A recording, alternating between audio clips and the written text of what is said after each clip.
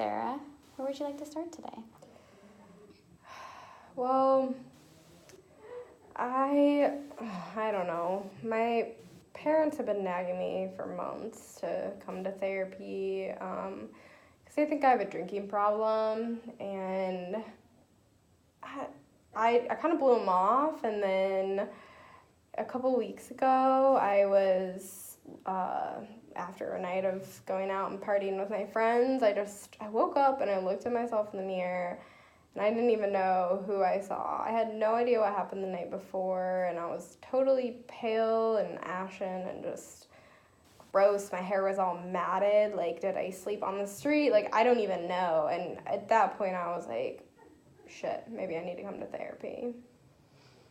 So it sounds like your parents have been really concerned about you, and they recommended this a while ago, but maybe you thought you didn't have a problem, but after that night where you woke up and saw yourself, thought maybe there might be something else or something more going on.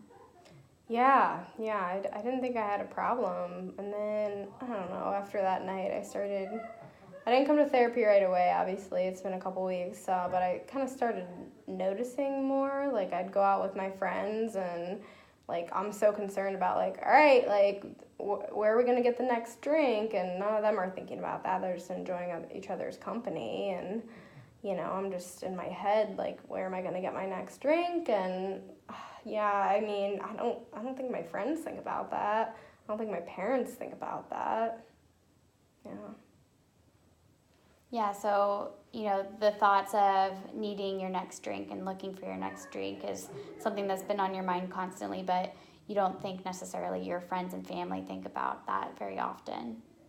No, I don't think they do. I mean, is that normal? I don't think it is. And I try, like, when I'm at family stuff, like, I'll just have a couple drinks because I don't want people to, like, think that I have a problem, but I'll always, like, bring a flask or something with me so that I can, like, kind of go off and drink on my own. And I mean, after that night with Amir, like, I tried a couple times. I was like, all right, I'm just gonna have one drink tonight or two drinks tonight, and it never works. Like, I always end up drinking until I'm drunk, and I guess I'm a failure. I don't know what's wrong with me. I want to get better. So it sounds like that experience with the mirror really shook you in a way to see that there might be a problem. What meaning did you take from that experience, and how did it feel? I mean, I used to have so much life. Like, I used to be so vibrant and, like, fun and, you know, not fun like partying fun, just, like, my personality was fun. I didn't need a drink to be comfortable around other people, like, and, you know, I was a good friend, I was a good daughter, and, like, now I've just been, like, I haven't really cared. It's all just noise to me, and I've just been worried about, like, where I'm drinking next. So looking at myself in the mirror like that really made me think, like, I'm somebody else. I don't recognize this person in the mirror. Mm-hmm. So up until now, it has been difficult for you to reduce your drinking or to stop your drinking, but you're here to find a solution. Yeah, I need help, I guess. I didn't want to admit it before, but I haven't been able to cut back on my own yet, so Here I am. Yeah, so it sounds like there's a lot of distress and feelings going on around this idea of, you know, you possibly wanting to quit, but also like having these feelings towards alcohol and like the feeling that it gives you. Yeah, I mean, I don't want to quit. Like, oh, that's what I do to be social. All my friends do it, and I'd be so embarrassed if I had to, you know, quit and they could all go out and drink together, and I can't handle my booze, or it's too much for me. But yeah, I can't keep doing what I'm doing right now. Yeah, you have not yet been able to honestly reduce your drinking around your loved ones and friends, but you would like to, it sounds like. Yeah, I would like to. I'd just like to be able to drink like a civilized person. I don't want to stop, but yeah, I don't want to be like I was that day in the mirror. So you feel like there might be a way to reduce your drinking without going over the top to be drunk and have that same experience with the mirror? I hope so. That's what I'd like to try. Yeah. What would that look like for you? So, like at family functions, I think like 2 drinks is definitely an acceptable amount. That's what I see my mom and dad drinking when we go to parties and stuff. So I'd like to just be able to have 2 drinks, maybe get a little nice buzz going, and not be so annoyed with my cousins and my aunts and uncles. But I don't want to be like hammered and like not be able to drive myself home, or kind of having to like hide and duck away from my family because I'm so drunk. Yeah, it sounds like you're worried about how your parents are going to think about this, about like how they would feel about your safety and like what you're doing in terms of your drinking right now too. Yeah, I mean, I know they care about me a lot, and I know I should have come here after they talked to me about it, but I guess it just took me like seeing myself and seeing in myself what they saw in me for me to really feel like I needed to come in here. It sounds like your love for alcohol and drinking might interfere with your desire to feel better and look better, like you were talking about earlier with the mirror. Yeah, it does. I look like shit. I don't ever want, like, anyone to see me like that. I'm so glad I woke up alone that morning. And I'm like, how long have I looked like this? And who else has seen me that way? And, what did I say to everybody? Like, yeah, I don't want anybody to see me like that.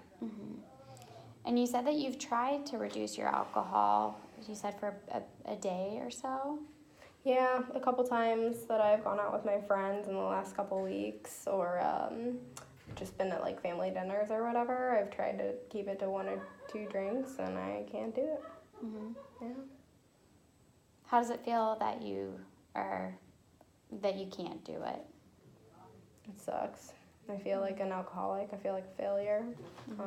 My grandpa was an alcoholic. I really don't want to be another one in the family. I mean, I want to feel like myself again. Yeah. Maybe another way of looking at this is that it's, or you're feeling like a failure because you couldn't stop drinking for the course of time that you tried, like a day. But maybe another way of looking at it is that you didn't have the support that you needed to be able to do it, because reducing your alcohol intake for even a couple hours, days, without your friends and family knowing, even on your own too, is really challenging and difficult. So maybe it's another way to look at it. It's not necessarily that you're a failure, but that you just didn't have the right support to help you with that. Yeah, I've always been really independent, and I guess I didn't want to ask for help. I didn't want to admit that I needed it, but you're right, I can't do it by myself. That's clear to me. So what goals would you like to set up today in terms of like moving forward with therapy and counseling? I just want to stop being such an asshole drunk. Yeah.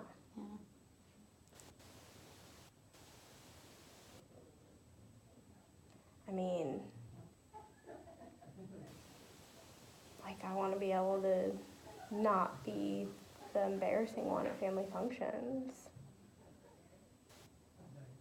and be able to go out and have a night with my friends where I don't wake up like, where the hell am I, and why isn't one of my friends returning my text? Oh, because they were mad at me because of something I said last night. Tired of that. Yeah. What could be some concrete goals moving forward with counseling?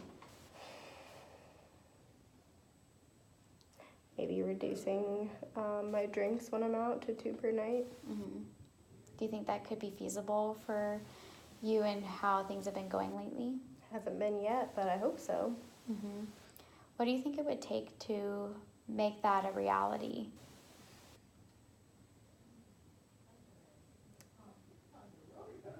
I don't know. I think that I need to tell my family and friends what's been going on, a couple trusted people at least, because I can't do it alone. Mm-hmm. Yeah, I think that's a really good first step is to reach out to your parents and your friends and let them know what's going on, so that they can best support you in your journey, whether that is, continuing or deciding to reduce or quitting altogether. It's good to have support around this so that whatever decision you do have, you'll have people around you to take care of you and be there for you. Yeah, I could do that. I could tell my parents. Yeah. How would you feel about meeting with me once a week? Yeah, I think I could do that. Yeah. Did you find this helpful? Yeah, it's just good to get it off my chest. Yeah. So I think moving forward, I'd like you to think about 2 or 3 people that you trust between now and our next session. Just think about them, those people. You don't have to reach out to them quite yet, but just think about 2 or 3 people that you could trust with telling this information to, and then we can talk about that a little bit more next week about moving forward with that. Okay. All right. Thanks. Take care, Sarah.